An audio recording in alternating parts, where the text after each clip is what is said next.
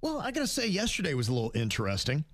I was on a panel for the Florida Association of Broadcasters at the Breakers, very prestigious crowd, so many heavy hitters in the room, and I'm the moderator for a panel that includes my ex-boss, who's responsible for firing me. Literally.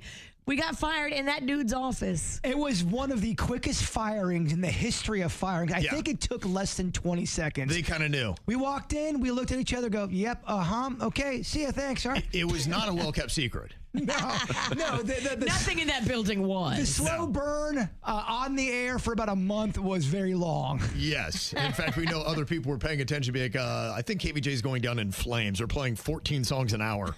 Me and Virginia weren't even allowed to talk for the last 2 or 3 weeks. It was really hard. We'd go into work and just look at each other. Like, what are we doing? So I will say that this guy, he's a really good dude. He really is. And he's a friend. He's and a Louisiana boy. Yeah. He's a good guy. We had beers and I had a lot of good things. And he was torn with it, hated to do it, but this is just business. And he's like, you gots to go. But I don't even think it was his call either. No, I don't think it was his call. yeah, I think he was part of a team. But yeah, there was somebody above him that had the pleasure. And she was the one that, and she did seem to have a little joy in her eyes. Her eyes were dancing as she was like, Kev, you're gone. She's like, yes. She's kind of like, yeah, baby, out of here. She's like, don't dancing. like you, and you're gone. Her eyes sparkled. She's celebrating it. So this individual who was part of the team that decided that KVJ needed to go from our last station that was in Miami, I got to ask him. I said, so, we're talking about things, and it was brought up that we had just, signed this contract extension and how well we were doing and all these kind of things were going on. And he was talking about what a big fan he is of the show. And I said, Not that big. I said, luckily, I only have one big loss really on the resume, and it happened with this guy right here. And I said, so why did you fire us? Let's walk through that. I mean, how many times in your life do you get the opportunity to have such a golden moment on a stage at the Breakers, packed room with all these broadcasting experts, and you get to ask the guy that fired you why he fired you? So this went down on the stage when you asked him that? This wasn't behind the scenes? It was. Now, I brought our program director, David, in here because he was in the crowd. He got to hear it. I want to make sure that I'm remembering everything correctly, and also want to get his interpretation from it because, there was a little bit of radio-ease jargon in his explanation. He gave the very corporate version of why KVJ was fired from that radio station. Welcome, David. Hello. Hello. I thought you were going to fire me. I thought that was part of that. I thought that's what you brought me in. He's not that powerful. So as he was talking about it, he really just blamed it on the numbers and the testing. And he just said, KVJ, it just wasn't testing it. It wasn't working. And so we kind of worked through all of this about why. And for anybody who doesn't know the story, we were hired by a management team that left 3 days after we signed our contract. We had no idea they were going. They were all invested in KVJ with a marketing budget and everything to make it work. And they understood and agreed that it was going to take 3 years to even probably make a dent. And we're like, all right, as long as you guys get it, you're going to market us. You know that. We're all good. When that changed, I was like, oh boy, we're in trouble. And it changed quick. Well, the new team came in and they were like, we want a Hispanic show that plays a lot of music. And we were like, uh-oh. Yes. And I was like, I'm not Hispanic. That's a problem. And we don't really play a lot of music. And there's DJ Last sitting right over there. Foaming at the mouth. Licking his lips. We had his former program director from Power 96 when he was there. And he said, yeah, DJ Last doesn't really like talking a lot. He just loves playing music. I'm like, well, this is his job. Take it. He's the perfect guy for this. But, part of it was the testing. And the one thing I will tell you is, testing can be manipulated and changed a good bit. And I will also tell you that Miami is a tricky market because it is so Spanish, especially south of Ives Dairy Road. It really is like two markets. You've got your North Miami-Dade. And look, David can attest, we've seen some other data that we do very well there, yes.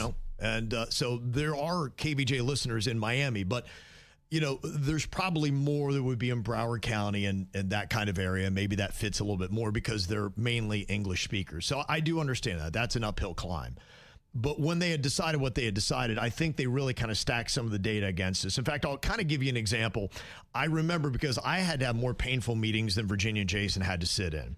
And the most painful one I think I've ever been in is they were playing bits that they had given to a test market. And then they were giving me the grades that that test market had given the bit. It's so awkward. One of the bits was one we'd done with Jaybird's Aunt Ann, where we had him set up about 15 alarm clocks all throughout her bedroom to go off at alternates of like 2 to 3 minutes. So as soon as she would find the one alarm clock, she'd lay down and then another alarm clock would go off. And you could kind of hear that frustration. And it was one of my favorite bits that maybe we've ever done. We loved it. KVJ Nation loved it as well. Yeah, and so they launched into this. I'm like going, okay, finally, at least we're going to have a bit that's going to do well. And if you've never heard it, here's a little taste of what that sounded like. Oh, it's so abrasive.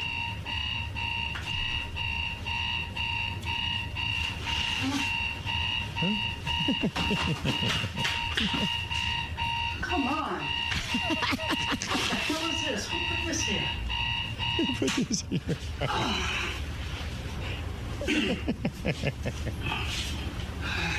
Here we go. Round 2. She's a quiet sleeper. Yeah. Gentle sleep. Lovely. What the?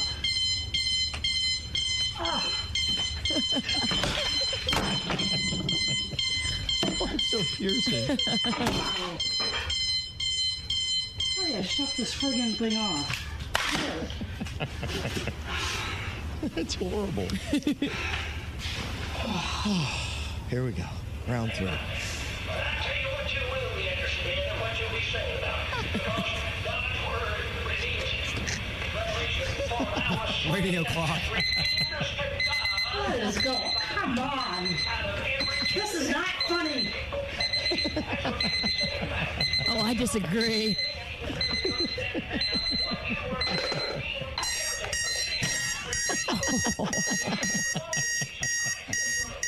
This isn't funny. This is not funny at all. I'm trying to sleep here. Peter, where are you?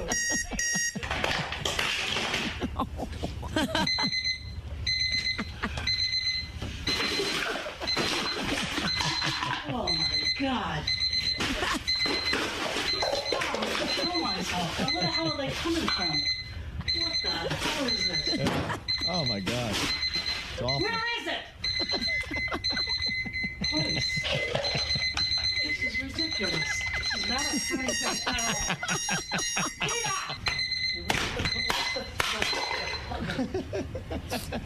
at all. How many are you kidding me? It's got to be like 12. Oh!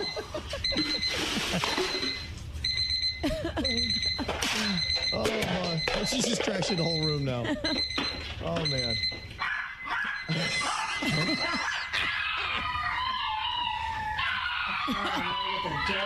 So that was the alarm clock bit that we'd done with Jaybird's Aunt Ann. And they played that, the whole thing. And I'm sitting there as they are just straight-faced looking at me. I'm like, this is not going well. And then afterwards they said, and that bit got a D-, and that was your best testing bit. The funny thing is, was she ended up loving that bit. It got to a point where people would buy her meals because of that bit, and then she owned it. She's like, I'm the alarm clock woman. I'm the alarm clock woman. Of course, for a free meal. She would get free meals all the time. And the great thing about Aunt Ann and my mom, I don't think they realize it, but towards the end of my Aunt Ann's life, she started to really see KVJ Nation loving her. And that's great. And she even told me, she goes, I got to tell you something. No one ever liked me like this before. And I feel really blessed. She really got a lot of did. love. Towards the end, she really said that she loved being a part of all of that. She was a star. She Yeah. was. And So was your mother. So was my mom. They And were both so understated funny. my mom had the same kind of feeling too. And when they gave me that grade on that bit, which I was like, that's so KVJ, I was like, it's just not going to work here. And as soon as they said that, I'm like, pack up when you want us out. And that was pretty much it. Like, you know what? We're going to sit down. The big boss lady's coming in tomorrow, like, talk to you. I'm like, okay, I think I know why. And that was it. We never really had time to cook. We never really did. That was part of the discussion that we had on that panel yesterday as well, where I asked, I said, so how long do you think that a show should get? And that's why I wanted David in here. What I understand from what Rob had said, he's like, well, you got to look at the numbers and see where they're going. But, you know, this is a corporate world and you got to move pretty quick. And I could tell that he did not agree with giving a show that long to really get going. And honestly, to cut through, especially now, you need a very long time before you see that. Did you kind of take that the same way, David? Yeah. I think that especially with audiences fragmented as much as they are, and people are, pulled in so many different directions to resonate and to really connect with an audience and listeners individually, you need to have the time for them to get to know you, get to know your personalities, the characters on the show, all of your traits, your sense of humor, and that doesn't happen overnight, and especially when they're listening in smaller increments. So, yeah. Like at Aunt Ann, they don't even know who Aunt Ann was, so they're gonna go, well, why are we listening to this crap? They didn't know her. Our audience knew her personality, which made it more likable for our audience. Yeah, so that was just kind of it. And it was amazing as I was sitting there yesterday and getting these answers from our former boss as to why we were let go. It just more reinforced why I'm so happy to be with Hubbard, because Hubbard loves talent and they're stockpiling great talent all across the country. And the company this guy works for, you don't have to agree with this, David, but they're not a great talent company. They don't have time and patience for their talent, and they don't have a big stable of huge stars. They've got a couple people, but they kind of were in place when they took over, and they're not fostering talent the right way. And I could see it all, and it really laid it out to me. And it let me know what a blessing it was that they did let go of us. And I'm so happy, because I don't think they ever would have got what it takes to build a show like KVJ and continue to make it happen. And he recognized, like, I'm a fan of your show, love what's going on, but they just don't want to do the sacrifices and the pain to build up that show. And so it's probably the best thing that ever happened to KVJ was the day that they said, get out of here. I always kind of felt like their version of the talent, the number one thing that was most important was the music, and everything else was way down the. That was and David, what really is the big star? What's the differential today when it comes to radio? Is it music or is it talent? Well, unfortunately, it's shareholder value, right? That's most companies that are owned by big corporations or owned by private equity are bottom line, and so they don't have the time to develop shows like we had in the past. And look, KVJ. Everybody has the same music. What you don't have is the talent. And that really is it. If you want to build, to me, a solid radio station, that's why WRMF, we got Danny and Megan, we got strong talent on all day long. And it's rare to see that that's going on, but you got a company that really believes in it. And our old company did not. And so.